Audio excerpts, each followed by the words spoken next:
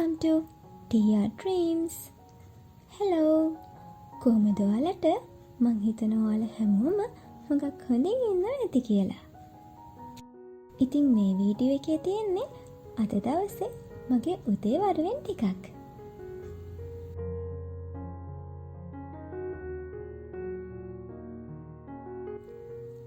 උදෙන්ම නැගිටලා වොෂ් එකක් දාලා මං ආවා මෙන්න මේ මල් ටිකක් කඩා ගන්න. මේ මලට කියන නම නම් මම දන්නේ නැහැ. හැබැයි මේ මල හරිම සුවඳයි. ඒ වගේම හරිම ලස්සනයි. ඊට පස්සේ මේ විදිහට වතුර පුරවපු භාජන දෙකකට මේ මල් දාලා මම පූජා කරනවා.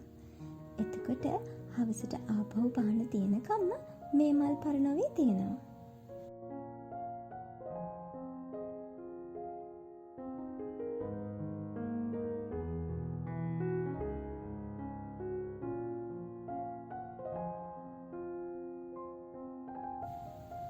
ඉතින් පුංචි වෙලාවක් මම මෙතන ගත කරලා මගේ අද දවසට ස්තුතිවන්ත වෙලා තමයි මම අනිත් දේවල් කරන්න පටන් ගන්නෙ.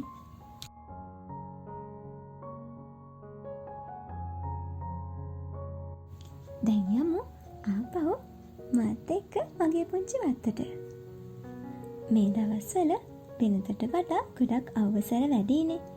ඉතින් මේ අවුව අපිට දරා ගන්න අමාරුයි වගේම තමයි මේ ගස්වලටත්. ඉතින් මේ ගස් මැලවිලා වගේ තියෙනකොට මට පේන්නේ දුකින් ඉන්නවා වගේ. මම මෙහෙම වතුර දානකොට එයාලා මාත් එක්ක hina වෙලා ගොඩක් සතුටු වෙනවා වගේ දැනෙනවා. ඒ සතුට මාත් මේ ගස් එක්කම විඳ ගන්නවා.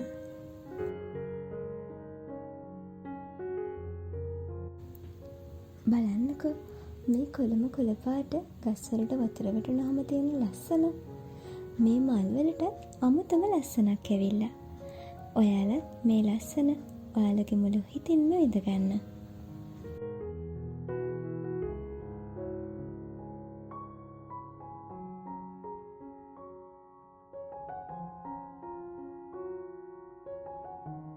දන්නවද මේ ගහකොළට පුළුවන් අපි ගාව තියෙන නෙගටිව් එනර්ජිස් අපෙන් හොරා ගන්න.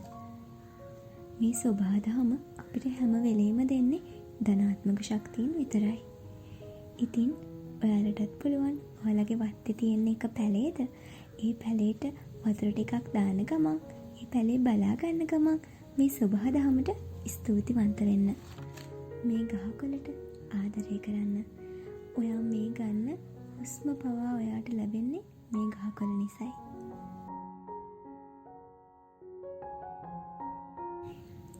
සමහර දවස්වලට මං ගිහිල්ලා ගස් එක්ක කතා කරනවා. මං දන්නවා එයාලට මාව ඇහෙනවා කියලා.